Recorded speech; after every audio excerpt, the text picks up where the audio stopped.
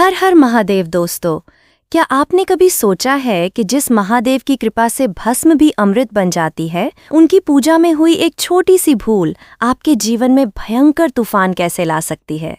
सावन का महीना शिव की आराधना का सबसे उत्तम समय है, लेकिन क्या आप जानते हैं कि शिवलिंग की पूजा करते समय कुछ ऐसे अत्यंत गुप्त और रहस्यमयी नियम हैं जिनका पालन यदि स्त्रियां न करें तो अनजाने में ही ऐसे भारी पाप का भागीदार बनना पड़ सकता है जिसका प्रायश्चित कई जन्मों तक संभव नहीं है। ये कोई साधारण बात नहीं है और न ही ये किसी को डराने के लिए कहा जा रहा है। हमारे प्राचीन शास्त्रों, पुराणों और तंत्र विद्या के अत्यंत गूढ़ रहस्य इस ओर इशारा करते हैं कि शिवलिंग मात्र एक पत्थर नहीं है, बल्कि ये पूरे ब्रह्मांड की ऊर्जा का एक साक्षात और जीवंत स्वरूप है। शिव और शक्ति का मिलन ही इस सृष्टि का आधार है। जब एक स्त्री जो स्वयं शक्ति का अंश है शिवलिंग के समीप जाती है तो वहां दो महाशक्तियों का आमना सामना होता है। इस मिलन में यदि ऊर्जा के नियमों और शास्त्रीय मर्यादाओं का उल्लंघन हो जाए तो परिणाम विनाशकारी हो सकते हैं। आज के इस विशेष प्रस्तुतिकरण में हम उन्हीं रहस्यों से पर्दा उठाने जा रहे हैं। हम आपको बताएंगे कि वे कौन सी वर्जित क्रियाएं हैं जिन्हें सावन में शिवलिंग की पूजा करते समय स्त्रियों को भूलकर भी नहीं करना चाहिए। ये ज्ञान आपके लिए जानना अत्यंत आवश्यक है, क्योंकि अज्ञानता में किए गए पाप भी आत्मा पर बोझ बन जाते हैं। महादेव तो भोलेनाथ हैं, वो अपने भक्तों पर शीघ्र प्रसन्न हो जाते हैं, परंतु उनके जो शिव रूप हैं और जो रुद्र रूप हैं, दोनों में धरती और आकाश का अंतर है। शिवलिंग में शिव का अत्यंत उग्र और वैरागी स्वरूप समाहित होता है। संसार की हर वस्तु और हर जीव इस शिवलिंग से ही उत्पन्न हुआ है और इसी में विलीन हो जाना है। इसलिए जब भी हम शिवलिंग के समीप जाते हैं, हम साक्षात उस पर ब्रह्म के अनंत ऊर्जा क्षेत्र में प्रवेश कर रहे होते हैं। एक स्त्री के भीतर सृजन की अपार क्षमता होती है और शिवलिंग संहार और वैराग्य का प्रतीक है। जब सृजन की ऊर्जा संहार की ऊर्जा से टकराती है तो शास्त्रों के अनुसार एक विशेष प्रकार का कर्म बंधन उत्पन्न होता है। यदि ये टकराव विधि विधान से न हो तो जीवन में भयंकर क्लेश, रोग और दुर्भाग्य का प्रवेश हो सकता है। इस अत्यंत दुर्लभ और रहस्यमयी ज्ञान की यात्रा में आगे बढ़ने से पहले इस वीडियो को लाइक करें, अपने मित्रों और परिवार के साथ शेयर करें और हमारे चैनल को सब्सक्राइब जरूर करें।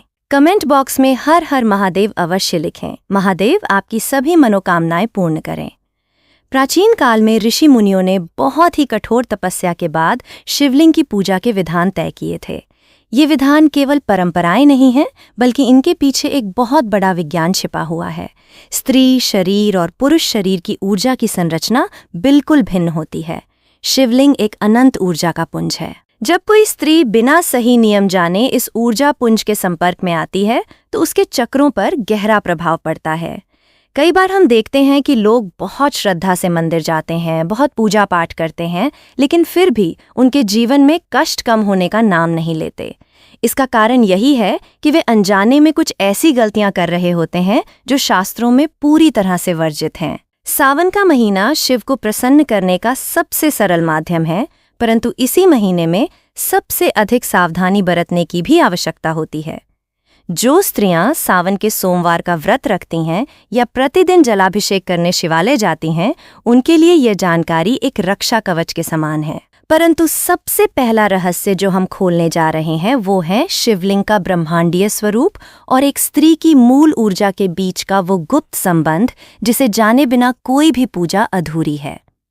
आखिर ऐसा क्या है शिवलिंग के भीतर जो एक स्त्री के शरीर के चक्रों को पल भर में अस्त व्यस्त कर सकता है? सृष्टि के आरंभ से पहले जब समय का कोई अस्तित्व नहीं था, दिशाएं शून्य थीं और पूरे ब्रह्मांड में केवल एक अनंत और असीम अंधकार छाया हुआ था, तब उस महाशून्य से एक विराट प्रकाश स्तंभ प्रकट हुआ। यह प्रकाश स्तंभ इतना विशाल था कि इसका न कोई आदि था और न ही कोई अंत। यही वो प्रथम और आदि स्वरूप था जिसे हम शिवलिंग के नाम से जानते हैं। शिवलिंग कोई साधारण पाषाण या पत्थर की आकृति मात्र नहीं है, बल्कि ये वो ब्रह्मांडीय धुरी है जिस पर संपूर्ण सृजन और विनाश का चक्र टिका हुआ है। हमारे तंत्र शास्त्रों और आगम ग्रंथों में स्पष्ट रूप से बताया गया है कि शिवलिंग ब्रह्मांड का एक सूक्ष्म प्रतिरूप है। शिव का अर्थ है वो जो नहीं है, अर्थात शून्य, और लिंग का अर्थ है स्वरूप या प्रतीक। जो स्वरूप उस महाशून्य का प्रतिनिधित्व करता है वही शिवलिंग है। ये एक अत्यंत उच्च और शक्तिशाली ऊर्जा का केंद्र है। अक्सर लोग अज्ञानतावश शिवलिंग को मात्र एक मूर्ति समझकर उसकी पूजा करने लगते हैं, लेकिन आध्यात्मिक और वैज्ञानिक दोनों ही दृष्टिकोण से शिवलिंग एक जागृत ऊर्जा पुंज है। जिस प्रकार एक परमाणु भट्टी के भीतर असीमित ऊर्जा का निर्माण होता है और उसके समीप जाने के लिए विशेष प्रकार के सुरक्षा आवरण की आवश्यकता होती है, ठीक उसी प्रकार शिवलिंग एक अत्यंत तीव्र और जागृत लौकिक ऊर्जा का स्रोत है। इस ऊर्जा के समीप जाने के लिए, इसे स्पर्श करने के लिए या इसकी पूजा करने के लिए हमारे ऋषियों ने जो नियम बनाए थे, वे नियम कोई सामाजिक बंधन नहीं थे, बल्कि वे ऊर्जा के विज्ञान पर आधारित एक अभेद्य सुरक्षा चक्र थे। और जब बात एक स्त्री की आती है, तो ये विज्ञान और भी अधिक जटिल और रहस्यमयी हो जाता है। एक स्त्री कोई साधारण देह नहीं है। सनातन धर्म के अनुसार स्त्री साक्षात प्रकृति और शक्ति का जीवंत स्वरूप है। शिव यदि चेतना है, तो शक्ति वह ऊर्जा है जो उस चेतना को कार्य करने की क्षमता प्रदान करती है। शिव अकेले शव के समान हैं, उनमें प्राण का संचार शक्ति ही करती है। एक स्त्री के भीतर वह ब्रह्मांडीय क्षमता छुपी होती है जो एक नए जीवन का सृजन कर सकती है। स्त्री का शरीर, उसका मन और उसकी आध्यात्मिक संरचना सृजन, पोषण और ममता की ऊर्जा से परिपूर्ण होती है। उसके शरीर के भीतर के चक्र, विशेषकर स्वाधिष्ठान चक्र और मूलाधार चक्र, निरंतर पृथ्वी की ऊर्जा से जुड़े रहते हैं ताकि वो सृष्टि के क्रम को आगे बढ़ा सके। स्त्री की मूल ऊर्जा नीचे की ओर प्रवाहित होने वाली और स्थिरता प्रदान करने वाली होती है, जो जीवन को जन्म देने के लिए अत्यंत आवश्यक है। दूसरी ओर शिवलिंग संहार और वैराग्य के अधिपति भगवान शिव का प्रतीक है। शिव की ऊर्जा ऊर्ध्वगामी है, यानी वो नीचे से ऊपर की ओर, मूलाधार से सहस्रार की ओर प्रचंड वेग से उठती है। शिवलिंग से निकलने वाली तरंगे पूर्ण रूप से वैराग्य, तपस्या और भौतिक संसार से विरक्ति की तरंगे होती हैं। जब एक स्त्री, जो सृजन और भौतिक संसार की सबसे बड़ी और पवित्र कड़ी है, बिना सही ज्ञान और विधि के शिवलिंग की उस प्रचंड ऊर्ध्वगामी और वैरागी ऊर्जा के सीधे संपर्क में आती है, तो वहाँ एक अत्यंत भयंकर ब्रह्मांडीय टकराव उत्पन्न होता है। ये दो विपरीत दिशाओं में बहने वाली शक्तिशाली नदियों के आपस में टकराने जैसा है। शास्त्रों में इस बात का स्पष्ट उल्लेख मिलता है कि जब सृजन की ऊर्जा संहार की ऊर्जा से बिना किसी माध्यम या सुरक्षा के टकराती है, तो सबसे पहला प्रभाव स्त्री के सूक्ष्म शरीर पर पड़ता है। उसकी नाड़ियां, जिनमें प्राणवायु का संचार होता है, वे इस प्रचंड वेग को सहन नहीं कर पाती। स्त्री के भीतर की जो चंद्र नाड़ी है, जो उसे शीतलता, करुणा और मातृत्व प्रदान करती है, वो शिवलिंग की प्रचंड सूर्य ऊर्जा से झुलसने लगती है। इस ऊर्जा के असंतुलन के कारण स्त्री के जीवन में अकारण ही मानसिक क्लेश, शारीरिक रोग, पारिवारिक जीवन में उथल-पुथल और कई बार तो संतान उत्पत्ति से जुड़ी गंभीर समस्याएं उत्पन्न होने लगती हैं। और विडंबना ये है कि ये सब इतनी सूक्ष्मता से होता है कि वो स्त्री यही समझती रह जाती है कि वो तो भगवान की आराधना कर रही है, फिर उसके जीवन में इतने कष्ट कहाँ से आ रहे हैं। यही वो रहस्य है जिसे न समझ पाने के कारण आज के समय में बहुत सी स्त्रियां अनजाने में भारी भूल कर बैठती हैं। वे सावन के पवित्र महीने में, जब शिव की ऊर्जा पृथ्वी पर अपने चरम पर होती है, अत्यंत भावुक होकर बिना किसी शास्त्रीय नियम का पालन किए शिवलिंग की पूजा करने लगती हैं। भक्ति में भाव का होना बहुत आवश्यक है, परंतु जब आप अग्निदेव की पूजा करते हैं, तो चाहे आप कितने भी भावुक क्यों न हो, यदि आप अग्नि में हाथ डालेंगे तो वो आपके हाथ को जला ही देगी, क्योंकि अग्नि का स्वभाव ही जलाना है।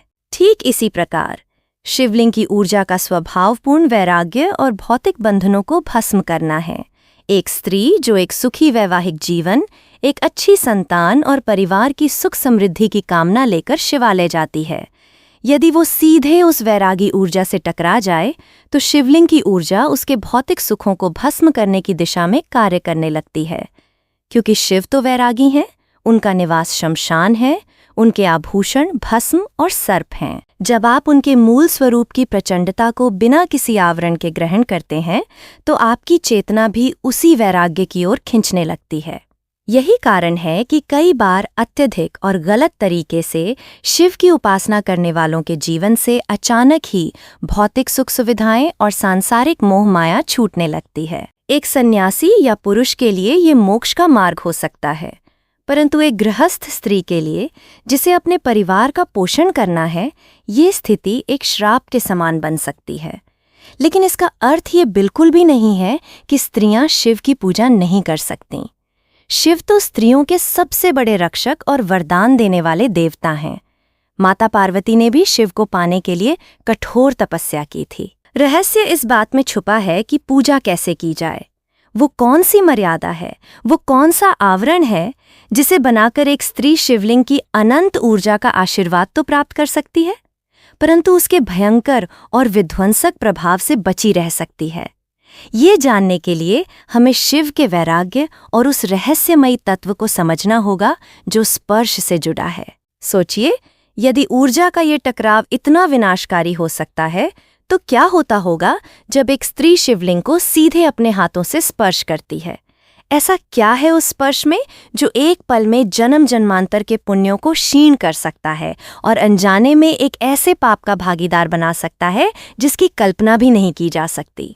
आखिर शिव के उस वैरागी स्वरूप को स्पर्श करने के पीछे का वो अज्ञात विज्ञान क्या है जिसने प्राचीन काल की महान साध्वियों और रानियों तक को शिवलिंग को सीधे स्पर्श करने से रोक दिया था।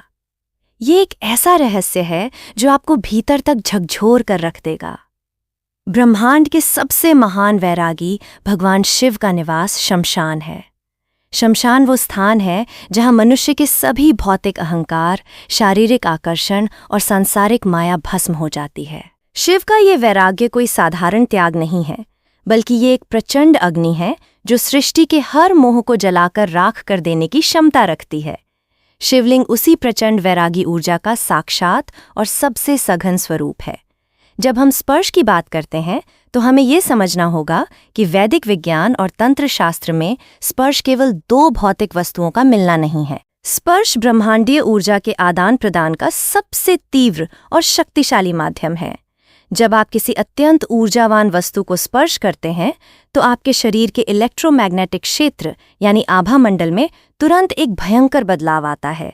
प्राचीन काल के सिद्ध योगी और ऋषि मुनि इस रहस्य को भली भांति जानते थे। उन्होंने हजारों वर्षों की तपस्या से ये निष्कर्ष निकाला था कि शिवलिंग से अनवरत एक विशेष प्रकार की रेडियो एक्टिव या सूक्ष्म ऊर्जा निकलती रहती है। ये ऊर्जा पूरी तरह से उग्र, गर्म और संसार से विरक्त करने वाली होती है। जब कोई पुरुष शिवलिंग को स्पर्श करता है तो उसका शरीर प्राकृतिक रूप से कठोर और वैराग्य की ऊर्जा को कुछ हद तक सहन करने के अनुकूल होता है, परंतु एक स्त्री का शरीर और उसकी चेतना इसके बिल्कुल विपरीत दिशा में कार्य करती है। स्त्री का शरीर अत्यंत संवेदनशील और ग्रहणशील होता है।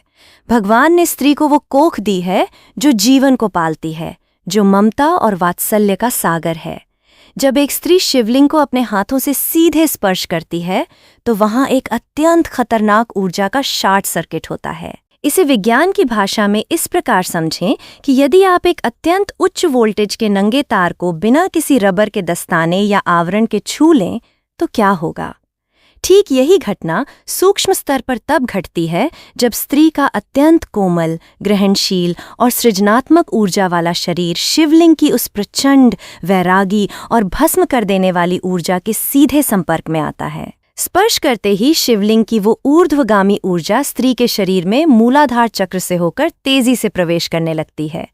ये ऊर्जा इतनी तीव्र होती है कि स्त्री के भीतर मौजूद जल तत्व और चंद्र नाड़ी तुरंत सूखने या असंतुलित होने लगती है। तंत्र विद्या में स्पष्ट रूप से बताया गया है कि स्त्री के भीतर रजोगुण की प्रधानता होती है जो उसे संसार से जोड़े रखता है। वहीं शिवलिंग पूर्ण रूप से तमोगुण का संहारक और सत्वगुण का सर्वोच्च शिखर है। जब कोई स्त्री शिवलिंग को स्पर्श करके उसकी पूजा करती है तो अनजाने में ही वो अपने भीतर के उस रजोगुण को नष्ट करने की प्रक्रिया शुरू कर देती है। इसका परिणाम ये होता है कि उसके पारिवारिक जीवन में अकारण ही नीरसता आने लगती है। पति और पत्नी के बीच का जो आकर्षण और प्रेम का बंधन है वो रहस्यमयी तरीके से कमजोर पड़ने लगता है। जिस घर में वो स्त्री निवास करती है वहाँ कलह और विवाद अकारण ही बढ़ने लगते हैं। स्त्री स्वयं को हर समय थका हुआ और मानसिक रूप से उदास महसूस करने लगती है।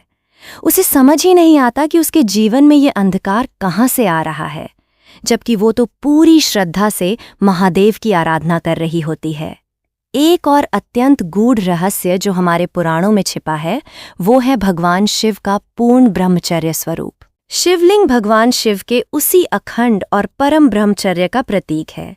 शिव जब समाधि में होते हैं तो वे संपूर्ण ब्रह्मांड से कटकर अपने भीतर के महाशून्य में लीन होते हैं। उस समय उनकी ऊर्जा इतनी एकाग्र और गर्म होती है कि कामदेव जैसे शक्तिशाली देवता को भी उन्होंने अपनी तीसरी आंख की ज्वाला से भस्म कर दिया था। जब एक स्त्री शिवलिंग को स्पर्श करती है तो उस अखंड ब्रह्मचर्य की ऊर्जा खंडित होने का अंदेशा रहता है। शास्त्रों के अनुसार शिव की समाधि या उनके ब्रह्मचर्य की ऊर्जा में कोई भी बाहरी हस्तक्षेप, विशेषकर विपरीत लिंग की ऊर्जा का सीधा प्रवेश, शिव के उग्र रूप को जागृत कर सकता है।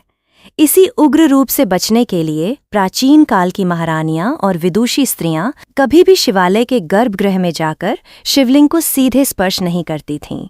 वे दूर से ही दर्शन करती थीं और अपनी प्रार्थना शिव तक पहुंचाती थीं।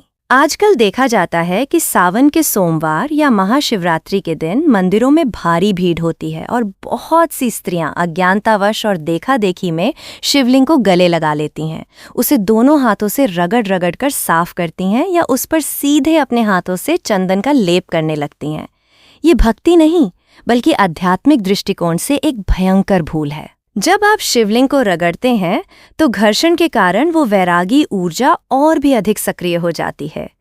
यह ऊर्जा स्त्री के गर्भाशय और उससे जुड़े चक्रों पर सीधा प्रहार करती है।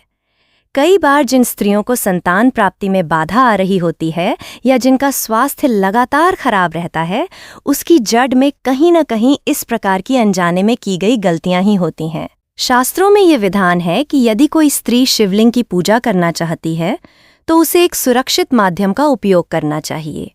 जल, दूध, बेलपत्र या पुष्प, ये सभी वो सुरक्षित माध्यम हैं जो शिव की ऊर्जा को शांत भी करते हैं और भक्त की भावना को शिव तक पहुंचाते भी हैं। बिना स्पर्श किए दूर से जल अर्पित करना या बेलपत्र चढ़ाना सबसे उत्तम और सुरक्षित मार्ग है। शिव तो भाव के भूखे हैं। उन्हें प्रसन्न करने के लिए उस पाषाण स्वरूप को भौतिक रूप से छूने की कोई आवश्यकता नहीं है। आपकी सच्ची प्रार्थना उस ऊर्जा पुंज तक बिना स्पर्श के भी उसी तीव्रता से पहुंचती है। लेकिन जब हम दूर से पूजा करने और जल अर्पण करने की बात करते हैं तो वहां एक और ऐसा गुप्त नियम खड़ा हो जाता है जिसके बारे में बहुत ही कम लोग जानते हैं। जल चढ़ाना सुनने में बहुत साधारण लगता है, परंतु शिवलिंग पर जल अर्पण करने की एक अत्यंत विशिष्ट दिशा और विधि होती है। यदि उस दिशा का ज्ञान न हो और जल किसी गलत दिशा से या गलत तरीके से चढ़ा दिया जाए तो वो जल शिव को शांत करने के बजाय उनके तीसरे नेत्र की प्रचंड अग्नि को भड़का सकता है। आखिर वो कौन सी गुप्त दिशा है जहां से जल चढ़ाना स्त्रियों के लिए वर्जित है? और जल चढ़ाते समय वो कौन सी भयंकर चूक है जो यदि हो जाए तो पुण्यों के स्थान पर सीधे विनाशकारी कर्म बंधन का निर्माण कर देती है? शिवलिंग पर जल चढ़ाने की क्रिया, जिसे शास्त्रों में अभिषेक कहा जाता है, कोई सामान्य कर्म नहीं है। ये ब्रह्मांड की सबसे उग्र और प्रचंड अग्नि को शांत करने का एक अत्यंत गूढ़ और रहस्यमयी अनुष्ठान है। शिव पुराण और तंत्र शास्त्रों के अनुसार जब समुद्र मंथन के दौरान हलाहल नामक महाविष उत्पन्न हुआ था, तब उस विष की भयंकर गर्मी और ज्वाला से संपूर्ण ब्रह्मांड जलकर भस्म होने लगा था। सृष्टि की रक्षा के लिए महादेव ने उस विष को अपने कंठ में धारण किया और नीलकंठ कहलाए। परंतु उस विष का ताप इतना भयंकर था कि स्वयं शिव का शरीर उस गर्मी से तपने लगा। उस असहनीय ताप को शांत करने के लिए सभी देवी देवताओं ने उनके ऊपर निरंतर शीतल जल और दूध की वर्षा की थी। आज भी प्रत्येक शिवलिंग के भीतर वो हलाहल विष की सूक्ष्म गर्मी और शिव की वैरागी अग्नि निरंतर धधकती रहती है। जब हम शिवलिंग पर जल चढ़ाते हैं तो वो जल साधारण पानी नहीं रह जाता। वो शिवलिंग की उस प्रचंड ऊर्जा और विष के ताप को अपने भीतर समाहित कर लेता है और एक अत्यंत शक्तिशाली ऊर्जा में परिवर्तित हो जाता है। शिवलिंग का वो हिस्सा जहाँ जल चढ़ाया जाता है और जहाँ से जल बहकर बाहर निकलता है उसे जलधारी कहते हैं। यह जलधारी साक्षात माता पार्वती का स्वरूप है। शिवलिंग शिव का प्रतीक है और जलधारी शक्ति का। ये संपूर्ण ब्रह्मांड के शिव और शक्ति के शाश्वत मिलन का जीवंत स्वरूप है। जब जल शिवलिंग के शिखर पर गिरता है तो वो शिव की उग्र और वैरागी ऊर्जा को शांत करते हुए माता पार्वती की जलधारी से होता हुआ आगे की ओर प्रवाहित होता है। ध्यान देने वाली बात यह है कि जलधारी का मुख सदैव उत्तर दिशा की ओर होता है। उत्तर दिशा को देवताओं की दिशा माना गया है। ये धन के देवता कुबेर और मोक्ष के देवता शिव के निवास स्थान कैलाश की दिशा है। यहीं से अभिषेक का जल एक अत्यंत शक्तिशाली ब्रह्मांडीय प्रवाह के रूप में मंदिर के बाहर निकलता है। यहीं पर स्त्रियों से वो भयंकर और अनजानी चूक होती है जिसके परिणाम उनके जीवन में तूफान ला सकते हैं। मंदिर में दर्शन की उत्सुकता या भीड़ के कारण कई स्त्रियां उस दिशा में खड़ी होकर जल चढ़ाने लगती हैं, जो दिशा पूरी तरह से वर्जित है। सबसे बड़ी भूल तब होती है जब कोई स्त्री जलधारी के ठीक सामने यानी जहां से जल बहकर निकल रहा है वहां खड़ी होकर अभिषेक करती है। ये एक ऐसा भयंकर वास्तु और ऊर्जा दोष है जो सीधे स्त्री के जीवन में विनाशकारी परिणामों को जन्म देता है। जलधारी से बहकर निकलने वाला जल शिव की वो ऊर्जा है जो हलाहल के ताप से युक्त है। ये एक प्रकार से ऊर्जा का निकास मार्ग है। जब आप उस निकास मार्ग के ठीक सामने खड़े होते हैं तो आप शिवलिंग से निकलने वाले उस उग्र ताप और वैरागी तरंगों को सीधे अपने शरीर में ग्रहण कर रहे होते हैं। एक स्त्री का शरीर जो कोमलता सृजन और शीतलता का प्राकृतिक केंद्र है, वो शिव के इस असीमित उग्र ताप को सहने के लिए नहीं बना है। जब ये ऊर्जा स्त्री के शरीर से टकराती है तो उसके स्वाधिष्ठान चक्र और मणिपुर चक्र में भयंकर असंतुलन पैदा हो जाता है। शास्त्रों में स्पष्ट रूप से वर्णित है कि जो स्त्री अज्ञानतावश शिव के इस उग्र ताप को अपने सामने से ग्रहण करती है, उसके जीवन में कलह प्रवेश कर जाती है। घर की शांति भंग होने लगती है और अकारण ही धन का नाश होने लगता है। स्त्री का मन जो हमेशा परिवार को जोड़ने का काम करता है, वो अकारण ही क्रोध, अवसाद और चिड़चिड़ाहट से भर जाता है। इसके अतिरिक्त ये उग्र ऊर्जा स्त्री के शरीर में जल तत्व को सुखा देती है, जिससे स्वास्थ्य संबंधी गंभीर और रहस्यमयी बीमारियां उत्पन्न होने लगती हैं, जिनका कोई स्पष्ट चिकित्सीय कारण नजर नहीं आता। तो फिर जल चढ़ाने की सबसे उत्तम और गुप्त दिशा कौन सी है? शास्त्रों के अनुसार शिवलिंग की पूजा करते समय या जल चढ़ाते समय भक्त को सदैव दक्षिण दिशा में खड़ा होना चाहिए ताकि उसका मुख उत्तर दिशा की ओर हो। यदि मंदिर की संरचना के कारण यह संभव न हो तो पश्चिम दिशा में खड़े होकर पूर्व की ओर मुख करके जल चढ़ाया जा सकता है। परंतु जलधारी के ठीक सामने या पूर्व दिशा में खड़े होकर पश्चिम की ओर मुख करके जल चढ़ाना स्त्रियों के लिए अत्यंत विनाशकारी माना गया है। दिशा के साथ साथ जल चढ़ाने की विधि में भी एक बहुत बड़ा रहस्य छिपा है, जिसे समझना हर स्त्री के लिए आवश्यक है। अक्सर देखा जाता है कि स्त्रियां जल्दबाजी में या बहुत अधिक श्रद्धा के भाव में कलश को शिवलिंग के बहुत ऊपर से और बहुत तेजी से उड़ेल देती हैं। ये कोई साधारण चूक नहीं है। जब जल ऊपर से तेजी से शिवलिंग पर गिरता है तो उसकी छींटें उड़कर सीधे चढ़ाने वाले के शरीर और वस्त्रों पर पड़ती हैं। जैसा कि पहले बताया गया है कि ये जल शिव की वैरागी ऊर्जा से आवेशित हो जाता है। जब एक गृहस्थ स्त्री पर प्रतिदिन इन वैरागी छींटों का प्रहार होता है तो उसके जीवन से भौतिक सुख और सांसारिक आकर्षण धीरे धीरे रहस्यमयी तरीके से समाप्त होने लगते हैं। उसका मन संसार से उखड़ने लगता है और परिवार में नीरसता छा जाती है। जल चढ़ाने की सही और शास्त्रीय विधि ये है कि कलश को दोनों हाथों से पकड़कर बहुत ही धीमी और एक पतली धार के रूप में जल चढ़ाया जाए।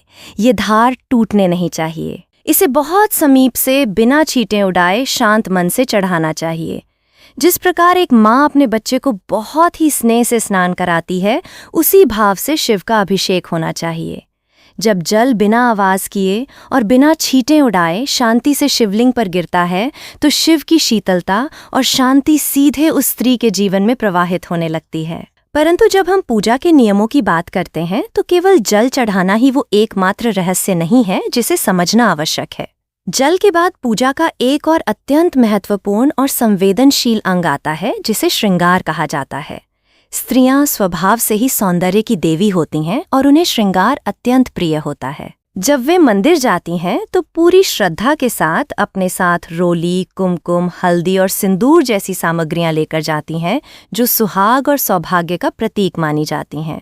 लेकिन क्या आप जानते हैं कि यही सुहाग की पवित्र सामग्रियां यदि अनजाने में शिवलिंग पर चढ़ा दी जाएं तो महादेव अत्यंत क्रोधित हो सकते हैं। ऐसा क्या है इन श्रृंगार की वस्तुओं में जो शिव के वैरागी स्वरूप को भड़का सकता है और एक स्त्री के सुखमय वैवाहिक जीवन में आग लगा सकता है?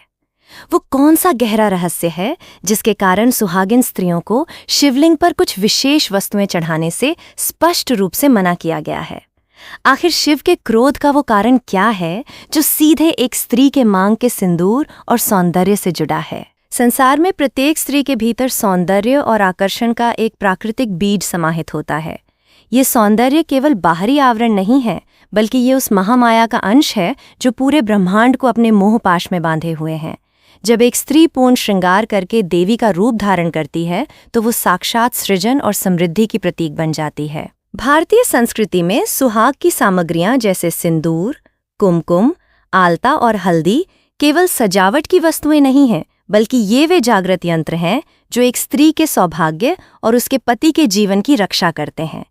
परंतु जब यही सौभाग्य और मोह की ऊर्जा ब्रह्मांड के सबसे महान वैरागी के सामने आती है तो एक अत्यंत रहस्यमयी और खतरनाक आध्यात्मिक स्थिति उत्पन्न हो जाती है। शिवलिंग किसी देवता का ऐसा स्वरूप नहीं है जो सांसारिक मोह, माया या भौतिक सौंदर्य से प्रसन्न होता हो। महादेव शिव तो शमशान के वासी हैं। उनका आभूषण कोई स्वर्ण या मणि नहीं है, बल्कि वे चिता की भस्म को अपने शरीर पर धारण करते हैं। भस्म इस बात का प्रतीक है कि संसार का हर सौंदर्य, हर मोह, हर अहंकार और हर भौतिक वस्तु अंततः इसी राख में बदल जानी है। जब कोई स्त्री शिवलिंग पर हल्दी या कुमकुम अर्पित करती है तो वो अनजाने में उस परम वैरागी को सांसारिक मोह के बंधन में बांधने का प्रयास कर रही होती है। तंत्र शास्त्र के अनुसार हल्दी और कुमकुम रजोगुण के सबसे शक्तिशाली प्रतीक हैं। रजोगुण वो ऊर्जा है जो इच्छाओं, वासनाओं और भौतिक आकर्षण को जन्म देती है। सोचिए, जब आप एक ऐसे ऊर्जा पुंज पर जो पहले से ही पूर्ण विरक्ति और संहार की अग्नि से धधक रहा है, वहां आप रजोगुण की गर्म और मोहक ऊर्जा डाल देते हैं तो क्या होगा? ये बिल्कुल वैसा ही है जैसे किसी धधकती हुई ज्वाला में ऐसा पदार्थ डाल देना जो उस ज्वाला को विपरीत दिशा में भड़का दे। शिव पुराण में कामदेव की कथा इसका सबसे बड़ा और रहस्यमयी उदाहरण है। जब महादेव गहन समाधि में लीन थे और पूरी तरह से वैराग्य में डूबे हुए थे, तब कामदेव ने उन पर काम और मोह के बाण चलाए थे।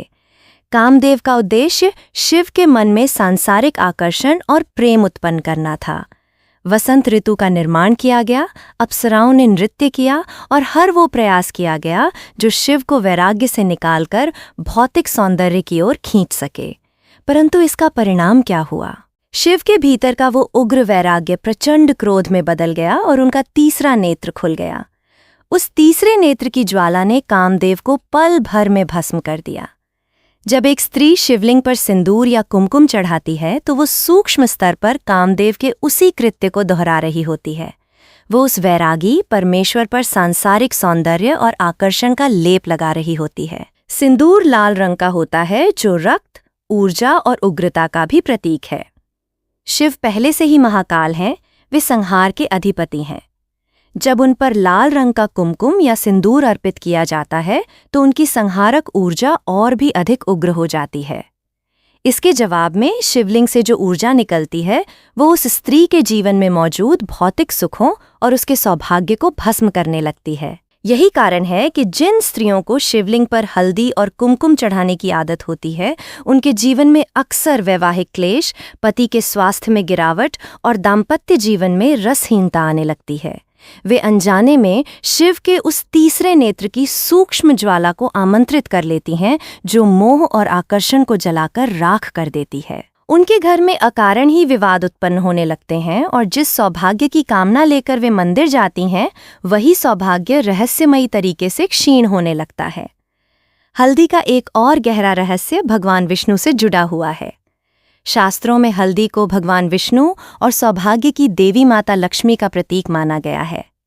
विष्णु पालनहार हैं और उनका कार्य संसार को बनाए रखना और उसे संवारना है।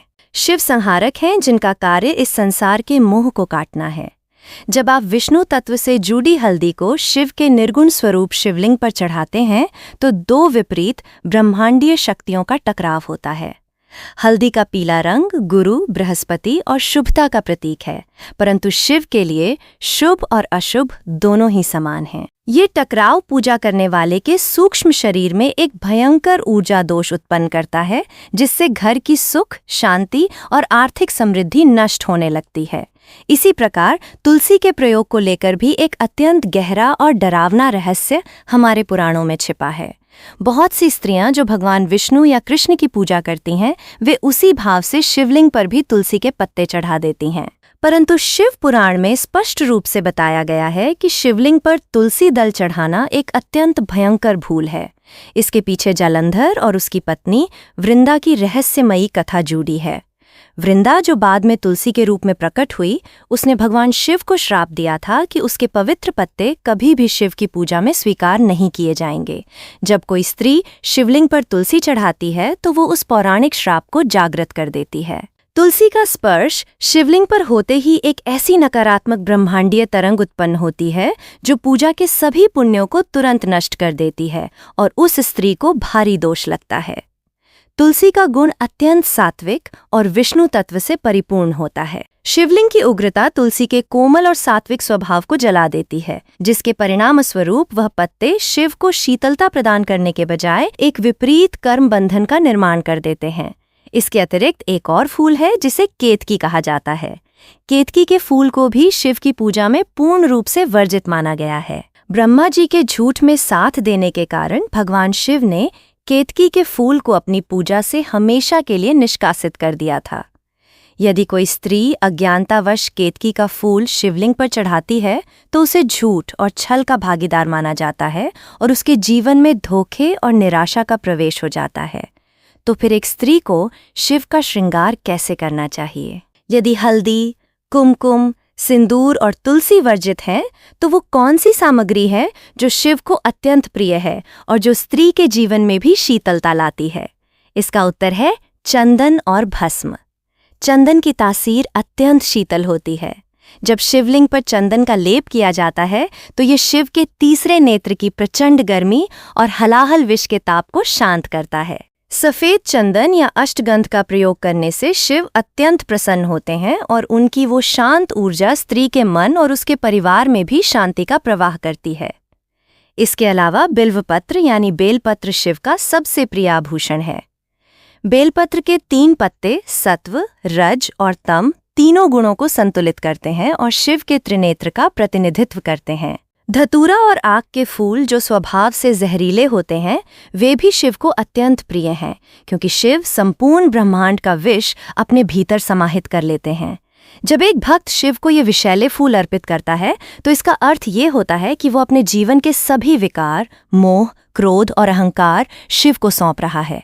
परंतु शास्त्रों में ये भी चेतावनी दी गई है कि सुहागिन स्त्रियों को शिवलिंग पर भस्म चढ़ाने से बचना चाहिए। भस्म संन्यास और वैराग्य का सर्वोच्च प्रतीक है। जो स्त्री अपने गृहस्थ जीवन में सुख चाहती है, जो अपने परिवार को हरा भरा देखना चाहती है, उसे शिवलिंग का श्रृंगार केवल चंदन, बेलपत्र, भांग, धतूरा और श्वेत पुष्पों से ही करना चाहिए। यही वो सुरक्षित मार्ग है जिससे वो शिव की अपार कृपा भी प्राप्त कर सकती है और उनके उग्र रूप के प्रकोप से भी बची रह सकती है। पूजा के इन सभी नियमों का पालन करने के बाद भी एक बहुत बड़ा संकट तब खड़ा हो जाता है जब भक्त पूजा समाप्त करके भगवान की परिक्रमा करने के लिए आगे बढ़ता है। आमतौर पर हम हर मंदिर में भगवान की मूर्ति के चारों ओर घूमकर उनकी परिक्रमा करते हैं और इसे बहुत पुण्य का काम माना जाता है। लेकिन क्या आप जानते हैं कि शिवलिंग की पूरी परिक्रमा करना शास्त्रों में एक महापाप माना गया है? आखिर ऐसा क्या है शिवलिंग की परिक्रमा में जो उसे अन्य सभी देवी देवताओं की परिक्रमा से बिल्कुल अलग और खतरनाक बनाता है? वो कौन सी अदृश्य और ब्रह्मांडीय ऊर्जा की रेखा है जिसे लांघते ही एक स्त्री के जीवन के सारे पुण्य एक पल में जलकर राख हो जाते हैं और उसे एक ऐसे भारी पाप का दंड भुगतना पड़ता है जिसकी उसने कभी कल्पना भी नहीं की थी? आधी परिक्रमा का वो रहस्य क्या है और उस रेखा को लांघने पर आखिर कौन सी भयंकर शक्ति जागृत हो जाती है जो सीधे मनुष्य के कर्म बंधन से जुड़ जाती है। संसार के सभी देव मंदिरों में एक बहुत ही सामान्य और पवित्र परंपरा का पालन किया जाता है जिसे हम परिक्रमा कहते हैं। परिक्रमा का अर्थ है किसी ऊर्जा केंद्र के चारों ओर एक वृत्ताकार पथ पर चलना। सनातन धर्म के अनुसार जब हम किसी सिद्ध मूर्ति या मंदिर की परिक्रमा करते हैं तो हम उस देवता के आभा मंडल यानी उनके इलेक्ट्रोमैग्नेटिक क्षेत्र में प्रवेश कर रहे होते हैं। देवता की मूर्ति से जो सकारात्मक और दिव्य ऊर्जा की तरंगें चारों दिशाओं में फैलती हैं, परिक्रमा करने से वो ऊर्जा हमारे शरीर के 7 चक्रों में प्रवेश कर जाती है और हमारे भीतर के नकारात्मक विचारों, रोगों और दुर्भाग्य को नष्ट कर देती है। यही कारण है कि भगवान विष्णु, माता दुर्गा, सूर्यदेव और भगवान गणेश के मंदिरों में भक्त पूरी श्रद्धा के साथ भगवान की पूरी गोल परिक्रमा करते हैं और इस क्रिया को अत्यधिक पुण्यकारी माना गया है। परंतु जब बात महादेव के शिवलिंग की आती है तो ब्रह्मांड के सारे नियम बदल जाते हैं। शिवलिंग की परिक्रमा का रहस्य इतना गूढ़ और इतना खतरनाक है कि यदि कोई इसे बिना जाने समझे करे तो वो पुण्य कमाने के स्थान पर सीधे विनाश के मार्ग पर चल पड़ता है। शास्त्रों में और विशेषकर शिव पुराण की कोटिरुद्र संहिता में स्पष्ट रूप से चेतावनी दी गई है कि शिवलिंग की कभी भी पूरी परिक्रमा नहीं करनी चाहिए। ऐसा करना एक अक्षम्य अपराध है और इसे शिव के सबसे उग्र क्रोध को निमंत्रण देने के समान माना गया है। आखिर शिवलिंग की संरचना में ऐसा क्या है जो उसे अन्य सभी देवी देवताओं से बिल्कुल अलग और रहस्यमयी बनाता है? इस रहस्य को समझने के लिए हमें जलधारी और उससे बहने वाले जल के सूक्ष्म विज्ञान को गहराई से समझना होगा। जैसा कि हमने जाना, शिवलिंग साक्षात परब्रह्म का अत्यंत उग्र और ऊर्जावान स्वरूप है। जब हम शिवलिंग पर जल चढ़ाते हैं तो वो जल शिव के हलाहल विष और उनके वैरागी ताप को अपने भीतर समाहित कर लेता है। वो जल एक अत्यंत उच्च विकिरण यानी रेडिएशन से युक्त हो जाता है। ये जल जिस मार्ग से होकर बहता है और मंदिर के बाहर निकलता है उसे शास्त्रों की गुप्त और तांत्रिक भाषा में सोमसूत्र कहा जाता है। सोमसूत्र कोई साधारण नाली या जल बहने का मार्ग नहीं है। ये ब्रह्मांड की 2 सबसे प्रचंड शक्तियों की सीमा रेखा है। ये वो मार्ग है जहाँ से शिव की अतिरिक्त और उग्र ऊर्जा पृथ्वी पर प्रवाहित होती है ताकि शिवलिंग का ताप संतुलित रह सके। इस सोमसूत्र के भीतर साक्षात शिव की संहारक शक्ति का वास होता है। प्राचीन ग्रंथों में इस बात का स्पष्ट वर्णन मिलता है कि शिवलिंग के इस सोमसूत्र पर भगवान शिव के सबसे उग्र, क्रोधी और भयानक गण का निरंतर पहरा होता है। इस महाभयंकर गण का नाम चंड है। चंड कोई साधारण देव या रक्षक नहीं है। वो शिव के उस क्रोध का प्रतीक है जो प्रलय के समय जागृत होता है। चंड को ये आदेश है कि जो भी व्यक्ति अज्ञानतावश या अहंकारवश इस सोमसूत्र को लांघेगा उसके सारे पुण्य उसी क्षण नष्ट कर दिए जाएंगे और उसे भयंकर दंड का भागीदार बनना पड़ेगा। सोमसूत्र को लांघना शिव के मस्तक को लांघने के समान माना गया है जिसे किसी भी परिस्थिति में क्षमा नहीं किया जा सकता। जब कोई स्त्री शिवलिंग की पूरी परिक्रमा करने के लिए आगे बढ़ती है और अनजाने में उस जलधारी के बहते हुए जल यानी सोमसूत्र को पार कर जाती है तो वहाँ एक अत्यंत विनाशकारी आध्यात्मिक घटना घटती है। स्त्री का शरीर जो पृथ्वी तत्व और जल तत्व से जुड़ा है वो जैसे ही उस ब्रह्मांडीय ऊर्जा के निकास मार्ग को लांघता है उसके शरीर का सुरक्षा चक्र जिसे हम आभा मंडल कहते हैं वो एक ही पल में विखंडित हो जाता है। सोमसूत्र से निकलने वाली ऊर्जा इतनी तीव्र होती है कि वो स्त्री के मूलाधार चक्र पर सीधा और भयंकर प्रहार करती है। ये प्रहार इतना सूक्ष्म होता है कि भौतिक रूप से तो कोई चोट दिखाई नहीं देती, परंतु आध्यात्मिक स्तर पर उस स्त्री की आत्मा पर एक बहुत बड़ा आघात लग चुका होता है। इस लांघने की क्रिया से जो कर्म बंधन उत्पन्न होता है उसे शास्त्रों में ब्रह्महत्या के समान भारी पाप बताया गया है। जब स्त्री सोमसूत्र को लांघती है तो शिव की वो वैरागी और हलाहल से युक्त ऊर्जा उसके दोनों पैरों के मध्य से होकर सीधे उसके गर्भाशय और स्वाधिष्ठान चक्र तक पहुंच जाती है। तंत्र विज्ञान के अनुसार ये वो चक्र है जो एक स्त्री के सृजन, उसकी कामुकता, उसके मातृत्व और उसके सुखमय जीवन का केंद्र है। जब इस चक्र पर शिव की उग्र ऊर्जा का प्रहार होता है तो स्त्री के जीवन में कई प्रकार के रहस्यमयी और मानसिक कष्ट उत्पन्न होने लगते हैं। जो स्त्री बहुत शांत और प्रेमपूर्ण स्वभाव की होती है वो अचानक ही अत्यधिक क्रोधी और चिड़चिड़ी होने लगती है। परिवार में बिना किसी कारण के भारी क्लेश और झगड़े शुरू हो जाते हैं। धन का आगमन रुक जाता है और घर में हमेशा एक उदासी और तनाव का वातावरण छाया रहता है। कई बार तो इस भारी चूक के कारण स्त्री को स्वास्थ्य संबंधी ऐसी रहस्यमयी समस्याएं घेर लेती हैं जिनका पता किसी भी वैद्य या चिकित्सक को नहीं चल पाता। हमारे पुराणों में ऐसी कई कथाएं हैं जहां बड़े बड़े राजाओं और तपस्वियों ने अनजाने में सोमसूत्र को लांघने की भूल की और पल भर में उनका संपूर्ण साम्राज्य नष्ट हो गया।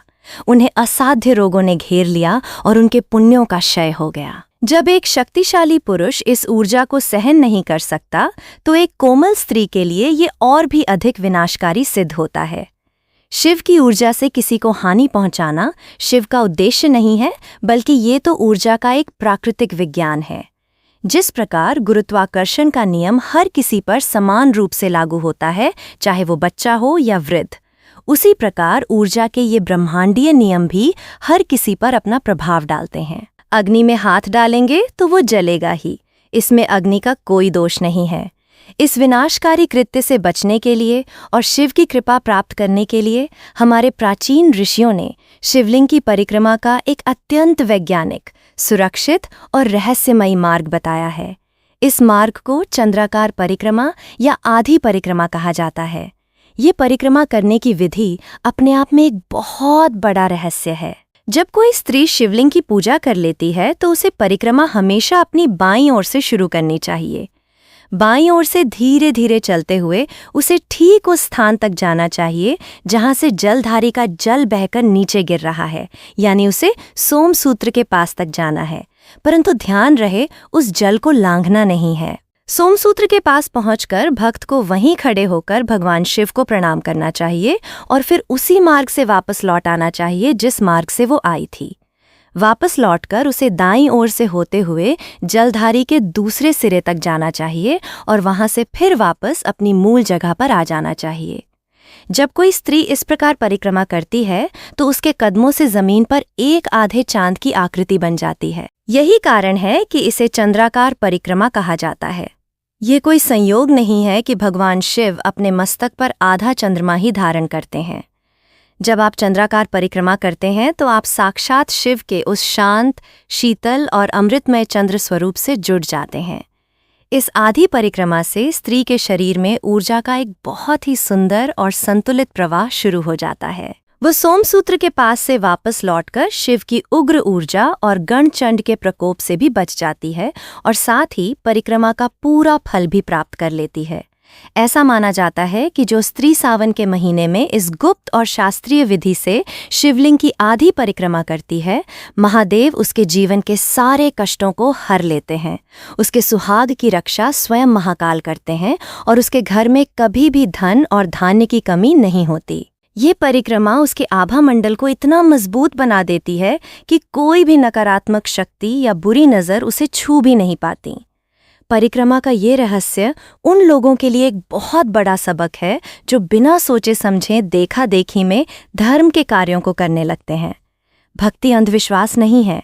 सनातन धर्म का हर एक नियम विज्ञान और ब्रह्मांड की ऊर्जा के गहरे सिद्धांतों पर आधारित है। जब तक हम इन नियमों को समझेंगे नहीं, तब तक हम अपने पुण्यों का सही लाभ प्राप्त नहीं कर सकेंगे। ज्ञान ही वो प्रकाश है जो हमें अनजाने में होने वाले पापों से बचा सकता है।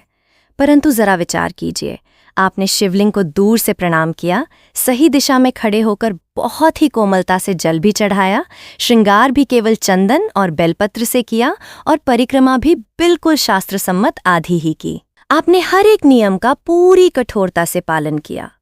परंतु फिर भी एक ऐसा समय होता है जब ये सारे नियम, सारी सावधानियां और सारा ज्ञान धरा का धरा रह जाता है। एक ऐसा गुप्त और रहस्यमयी कालचक्र होता है जब स्त्री का शिवलिंग के समीप जाना ही साक्षात मृत्यु, विनाश और घोर दरिद्रता को निमंत्रण देना बन जाता है। क्या हो यदि स्त्री का शरीर ही उस समय एक ऐसे प्राकृतिक और ऊर्जात्मक बदलाव से गुजर रहा हो जो शिव की ब्रह्मांडीय ऊर्जा के बिल्कुल विपरीत हो। वो कौन सा समय है जब स्त्री के शरीर की प्राकृतिक अशुद्धि ब्रह्मांड के सबसे पवित्र और उग्र ऊर्जा पुंज से टकराकर एक ऐसे भयंकर कर्म बंधन का निर्माण करती है जो जन्म जन्मांतर तक पीछा नहीं छोड़ता। आखिर शारीरिक अशुद्धि के उस गुप्त काल में ऐसा क्या होता है जो शिव की ऊर्जा को शांत करने के बजाय एक विनाशकारी विस्फोट में बदल देता है, जिसे रोकने की क्षमता स्वयं देवताओं में भी नहीं है? सृष्टि के निर्माण में प्रकृति ने स्त्री के शरीर को एक अत्यंत रहस्यमयी और पवित्र यंत्र के रूप में गढ़ा है। ये शरीर कोई साधारण भौतिक ढांचा नहीं है, बल्कि ये उस महामाया का एक सूक्ष्म ब्रह्मांड है जो अपने भीतर जीवन को जन्म देने और उसे पोषित करने की असीम क्षमता रखता है। हमारे प्राचीन तंत्र शास्त्रों और आयुर्वेद में स्त्री के शरीर को एक ब्रह्मांडीय प्रयोगशाला कहा गया है। चंद्रमा, जो जल तत्व और मन का अधिपति है, वो सीधे तौर पर एक स्त्री के शरीर की ऊर्जा को नियंत्रित करता है। चंद्रमा की कलाओं के घटने और बढ़ने के साथ ही स्त्री के शरीर में भी सूक्ष्म और गहरा परिवर्तन होता है। इसी प्राकृतिक चक्र के अंतर्गत स्त्री के जीवन में हर माह वो विशेष समय आता है जिसे हम शारीरिक अशुद्धि या रजस्वला अवस्था कहते हैं। आधुनिक समाज में अज्ञानता के कारण लोग इस अवस्था को केवल एक शारीरिक प्रक्रिया या एक प्रकार की अपवित्रता मानकर उसे हीन दृष्टि से देखते हैं। परंतु यदि हम योग और तंत्र के गहरे विज्ञान में प्रवेश करें तो हमें पता चलेगा कि रजस्वला होना कोई साधारण या घृणित बात नहीं है, बल्कि ये स्त्री के शरीर की एक अत्यंत तीव्र और शक्तिशाली ऊर्जात्मक सफाई की प्रक्रिया है। योग शास्त्र के अनुसार मनुष्य के शरीर में 5 प्रकार की मुख्य प्राणवायु कार्य करती हैं, जिनमें से एक है अपान वायु। अपान वायु का कार्य शरीर के भीतर से हर प्रकार की अशुद्धि, नकारात्मकता और मृत ऊर्जा को नीचे की ओर धकेलकर बाहर निकालना है। रजस्वला अवस्था के दौरान स्त्री के शरीर में ये अपान वायु अपनी चरम सीमा पर होती है और इसकी दिशा पूर्ण रूप से नीचे की ओर यानी मूलाधार चक्र से पृथ्वी की ओर होती है। इस समय स्त्री का शरीर एक भयंकर आंतरिक अग्नि से गुजर रहा होता है। वो अपने भीतर की सारी अशुद्धियों और उस ऊर्जा को जो नए जीवन के निर्माण के काम नहीं आ सकी, उसे अपने शरीर से बाहर निकाल रही होती है। ये एक अत्यंत उग्र और तामसिक प्रक्रिया है। इस दौरान स्त्री का आभा मंडल यानी उसका इलेक्ट्रोमैग्नेटिक क्षेत्र बहुत अधिक कमजोर और संवेदनशील हो जाता है। उसकी ऊर्जा नीचे की ओर प्रवाहित होने के कारण वो किसी भी प्रकार की उच्च और सकारात्मक ब्रह्मांडीय ऊर्जा को ग्रहण करने की स्थिति में नहीं होती। यही कारण है कि प्राचीन काल में इस अवस्था में स्त्रियों को पूर्ण विश्राम करने, एकांत में रहने और किसी भी प्रकार के धार्मिक या आध्यात्मिक कार्य से दूर रहने का विधान बनाया गया था। ये विधान उनके प्रति कोई भेदभाव नहीं था, बल्कि ये उनके अत्यंत संवेदनशील शरीर और आभा मंडल की रक्षा के लिए बनाया गया एक सुरक्षा कवच था। अब इस उग्र और नीचे की ओर बहने वाली अपान ऊर्जा की तुलना ब्रह्मांड के सबसे प्रचंड ऊर्जा पुंज यानी शिवलिंग से कीजिए। शिवलिंग भगवान शिव के उस स्वरूप का प्रतीक है जिसे शास्त्रों में ऊर्ध्वरेता कहा गया है। ऊर्ध्वरेता का अर्थ है वो जिसकी संपूर्ण ऊर्जा और प्राणवायु पूर्ण रूप से ऊपर की ओर यानी मूलाधार चक्र से उठकर सहस्रार चक्र की ओर प्रवाहित होती है। शिवलिंग से निकलने वाली तरंगे अत्यंत उच्च आवृत्ति की और पूर्ण रूप से वैरागी होती हैं। ये तरंगे सीधे ऊपर की ओर उठती हैं और ब्रह्मांड की सर्वोच्च चेतना से जुड़ती हैं। जरा कल्पना कीजिए कि क्या होगा जब 2 अत्यंत शक्तिशाली परंतु बिल्कुल विपरीत दिशा में बहने वाली ऊर्जाएं आपस में टकराएंगी। एक ओर स्त्री के शरीर की अत्यंत उग्र और नीचे की ओर बहने वाली अपान वायु हैं, जो अपने साथ शरीर की सारी अशुद्धियों और नकारात्मकता को बाहर निकाल रही है। दूसरी ओर शिवलिंग की अनंत, पवित्र और प्रचंड वेग से ऊपर की ओर उठने वाली ऊर्ध्वरेता ऊर्जा है। जब कोई स्त्री रजस्वला अवस्था में अज्ञानतावश या भावुकता में आकर शिवलिंग के समीप जाती है, मंदिर के गर्भगृह में प्रवेश करती है या शिवलिंग को स्पर्श करने का प्रयास करती है, तो वहाँ एक अत्यंत भयंकर और अदृश्य ब्रह्मांडीय विस्फोट होता है। ये विस्फोट भौतिक रूप से आंखों को दिखाई नहीं देता, परंतु आध्यात्मिक जगत में ये एक महाप्रलय के समान होता है। जैसे ही स्त्री शिवलिंग के आभा मंडल में प्रवेश करती है, शिवलिंग की वो प्रचंड और ऊपर की ओर उठने वाली ऊर्जा स्त्री की नीचे की ओर बहने वाली अपान ऊर्जा से टकराती है। ये टकराव बिल्कुल वैसा ही है जैसे एक बहुत तेज गति से आ रही रेलगाड़ी के सामने कोई दूसरी भारी वस्तु आ जाए। इस टकराव के कारण स्त्री के शरीर का जो प्राकृतिक चक्र है वो पूरी तरह से अस्त व्यस्त हो जाता है। अपान वायु जो शरीर की अशुद्धियों को नीचे की ओर धकेल रही थी, वो शिवलिंग की प्रचंड ऊर्जा के झटके से वापस ऊपर की ओर यानी स्त्री के स्वाधिष्ठान और मणिपुर चक्र की ओर लौट पड़ती है।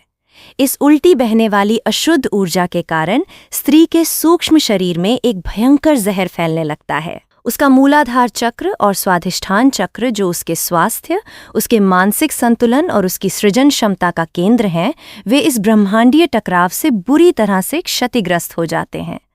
तंत्र विज्ञान में इसे नाड़ियों का फटना कहा गया है।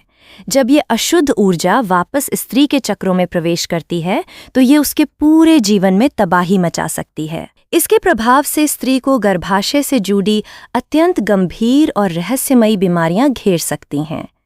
जिन स्त्रियों को विवाह के बाद संतान प्राप्ति में भारी बाधाओं का सामना करना पड़ता है या जिनके जीवन में बिना किसी कारण के भयंकर निराशा और अवसाद छा जाता है, उसके पीछे कई बार अनजाने में की गई यही ऊर्जात्मक भूल होती है।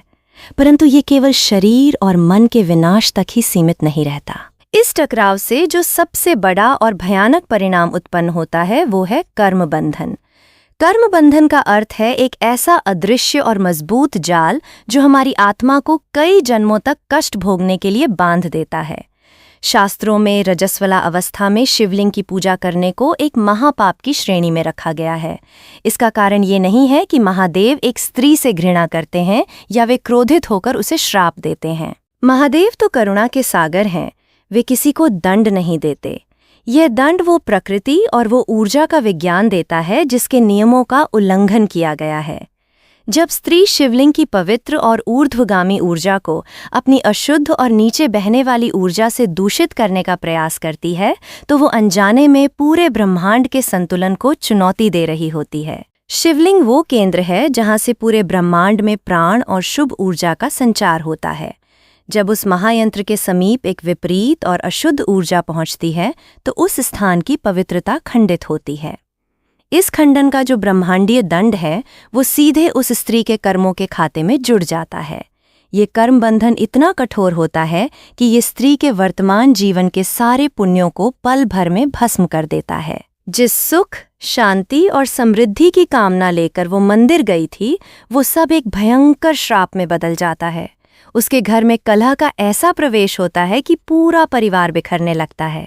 पति पत्नी के बीच का वो पवित्र प्रेम जो एक सुखी जीवन का आधार है, वो अचानक से एक अज्ञात घृणा और विरक्ति में बदल जाता है। स्त्री को हर समय एक अनजाना भय सताने लगता है और उसके जीवन से प्रकाश पूरी तरह से गायब हो जाता है। गरुड़ पुराण और अन्य स्मृतियों में यहाँ तक कहा गया है कि जो स्त्री रजस्वला अवस्था में भगवान के किसी भी जागृत स्वरूप और विशेषकर शिवलिंग को स्पर्श करती है, उसे मृत्यु के पश्चात भी अत्यंत कष्टकारी योनियों में भटकना पड़ता है, क्योंकि उसने साक्षात पर ब्रह्म की ऊर्जा के साथ खिलवाड़ किया है।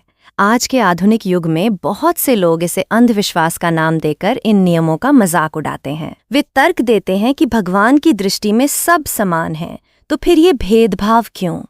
ये अज्ञानता की पराकाष्ठा है।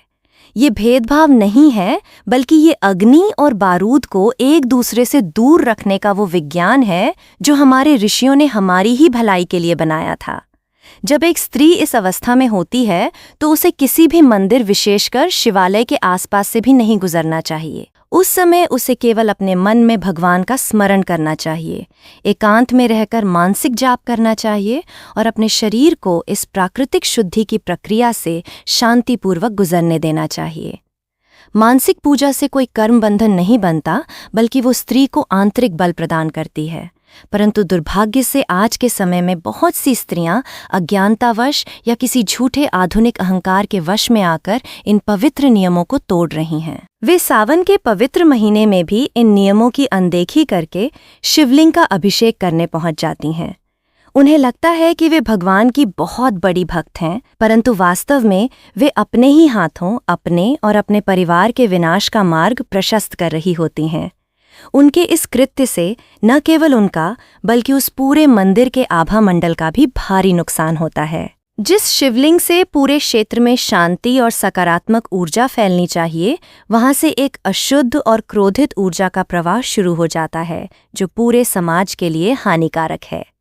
ये ज्ञान अत्यंत गूढ़ है और इसे हर स्त्री तक पहुंचाना अत्यंत आवश्यक है।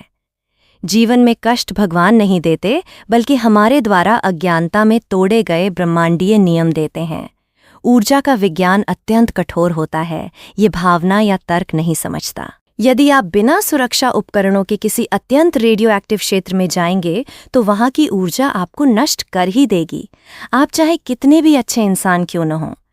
शिवलिंग उस परम चेतना का वो महाजागृत रूप है जिसके सामने एक छोटी सी भूल भी क्षमा नहीं की जाती, बल्कि वो सीधे कर्म की भयंकर आग में तब्दील हो जाती है। परंतु ये सब जानने के बाद एक बहुत ही गहरा और भयानक प्रश्न हमारे सामने आकर खड़ा हो जाता है, जो अज्ञानता में हो गया उसका क्या? यदि किसी स्त्री ने जाने अनजाने में ये भारी भूल कर दी हो, तो क्या उसके जीवन के सारे द्वार बंद हो गए? क्या अब उसके भाग्य में केवल विनाश, दुख और संताप ही लिखा है? या फिर हमारे शास्त्रों में उन्हीं करुणा सागर महादेव ने इस अज्ञानता के अंधेरे से बाहर निकलने का कोई ऐसा गुप्त मार्ग भी छोड़ा है जो सबसे बड़े से बड़े कर्म बंधन को भी काट सकता है? आखिर वो कौन सा प्रायश्चित है सच्ची भक्ति की? वो कौन सी परम शक्ति है जो शिव के उस वैरागी और उग्र क्रोध को शांत कर सकती है और एक स्त्री को उसके द्वारा अनजाने में किए गए इस भारी पाप से मुक्त कर सकती है? क्या इस अथाह अंधकार के बाद कोई आशा की किरण बची है? ब्रह्मांड के रचयिता और संहारक दोनों ही वो महादेव हैं जिनका एक नाम भोलेनाथ भी है। यदि उनके विधान अत्यंत कठोर हैं, तो उनकी करुणा भी असीमित और अनंत है। अज्ञानता के अंधकार में भटक कर जब कोई जीवात्मा भूल कर बैठती है और विनाश के भंवर में फंस जाती है, तब वो परम चेतना उसे सदा के लिए त्याग नहीं देती।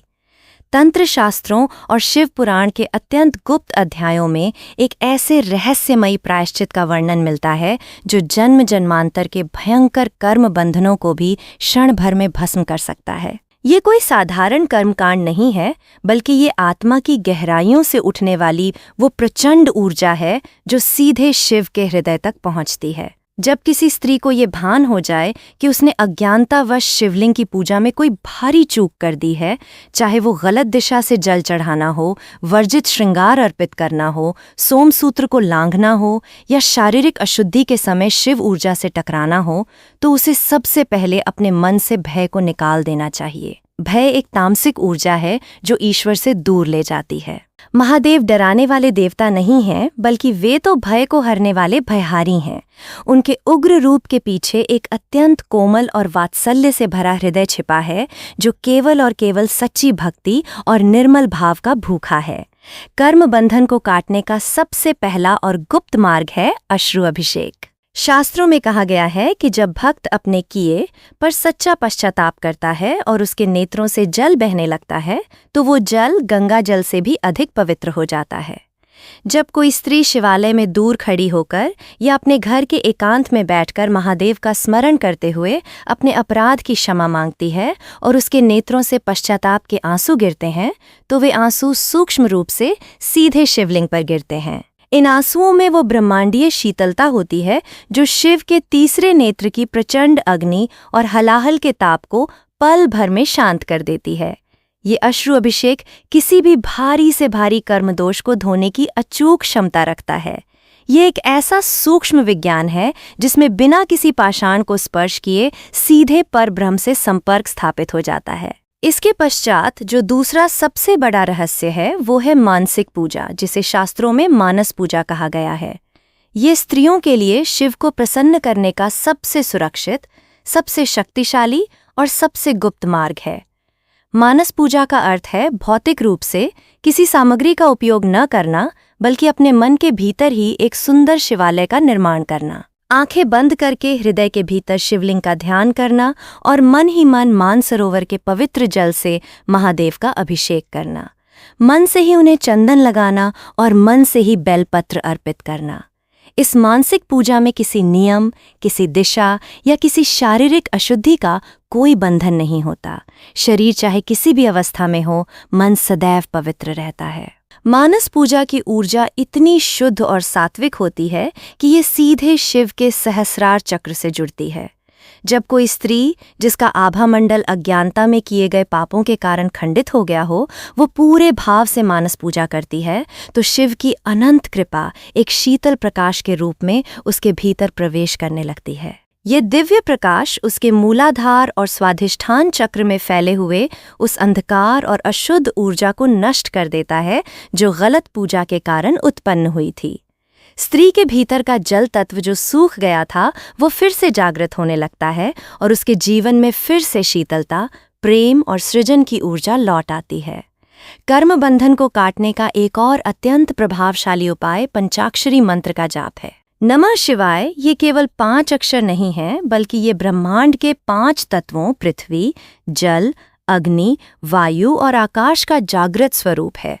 जब कोई स्त्री पूर्ण एकाग्रता और श्रद्धा के साथ बिना होठ हिलाए मानसिक रूप से इस मंत्र का जाप करती है तो उसके शरीर के चारों ओर एक अभेद्य सुरक्षा कवच बन जाता है। यदि भूल से शिवलिंग के उग्र स्पर्श के कारण कोई नकारात्मक शक्ति या दुर्भाग्य उस स्त्री के जीवन में प्रवेश कर गया हो तो पंचाक्षरी मंत्र की ध्वनि तरंगें उस दुर्भाग्य को जड़ से उखाड़ फेंकती हैं। ये मंत्र उस भारी से भारी पाप को भी भस्म कर देता है जो सोमसूत्र लांघने या अशुद्ध अवस्था में मंदिर जाने से लगा हो। शास्त्रों के अनुसार जो स्त्री प्रतिदिन ब्रह्म मुहूर्त में उठकर एकांत में इस मंत्र का मानसिक जाप करती है उसके पूर्व जन्मों के पाप भी कटने लगते हैं।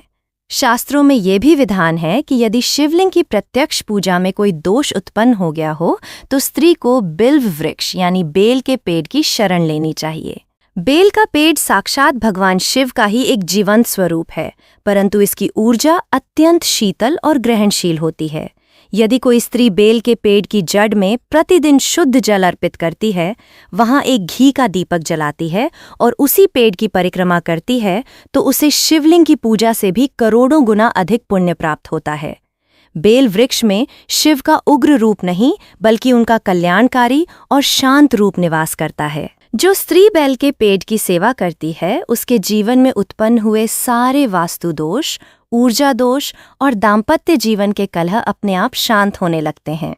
महादेव उसके सुहाग की रक्षा करते हैं और उसे अखंड सौभाग्य का वरदान देते हैं। भक्ति का मार्ग अत्यंत सरल है, परंतु हम मनुष्यों ने अज्ञानता और अहंकार के कारण इसे जटिल बना दिया है। ईश्वर केवल हमारा भाव देखते हैं, हमारी सामग्री नहीं। यदि आपके पास चढ़ाने के लिए कुछ भी नहीं है, केवल 2 हाथ हैं जो प्रार्थना में जुड़े हैं और एक हृदय है जो प्रेम से भरा है, तो ब्रह्मांड की कोई भी शक्ति आपको शिव की कृपा प्राप्त करने से नहीं रोक सकती। महान संत और विदुषी स्त्रियां कभी भी दिखावे की पूजा में विश्वास नहीं करती थीं। उनका शिव से संबंध इतना गहरा होता था कि वे जहां बैठ जाती थीं वहीं उनके लिए शिवालय बन जाता था। आज के समय में भी जो स्त्रियां अज्ञानता में भूल कर चुकी हैं, उन्हें आज से ही अपने मन में ये संकल्प लेना चाहिए कि वे शिव को एक पत्थर की मूर्ति नहीं बल्कि एक जागृत ब्रह्मांडीय ऊर्जा मानकर उनके नियमों का सम्मान करेंगी।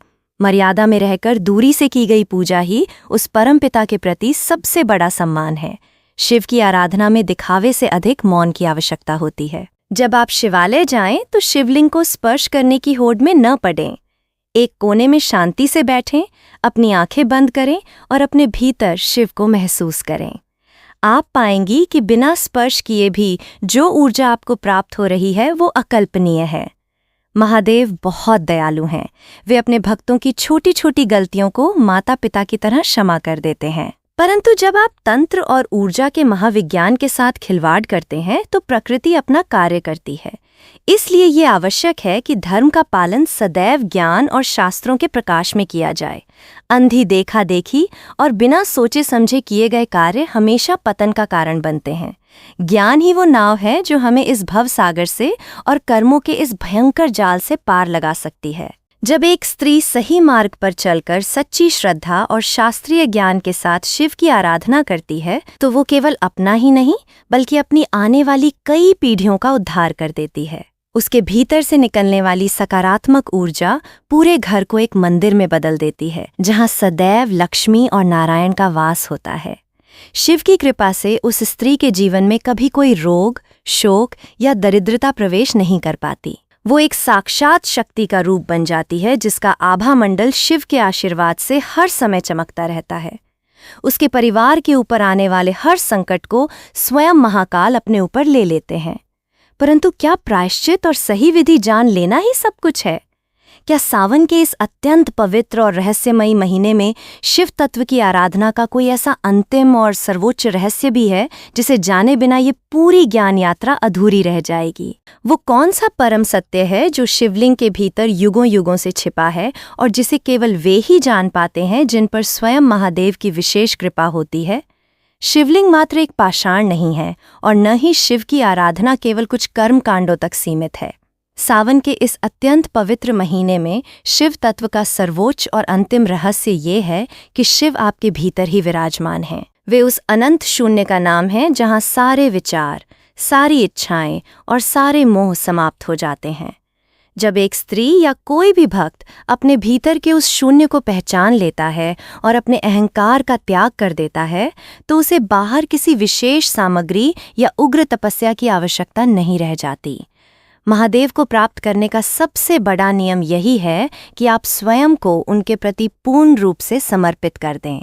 जो ज्ञान और रहस्य आज हमने आपके सामने प्रस्तुत किए हैं, उनका उद्देश्य आपके मन में किसी प्रकार का भय पैदा करना नहीं था।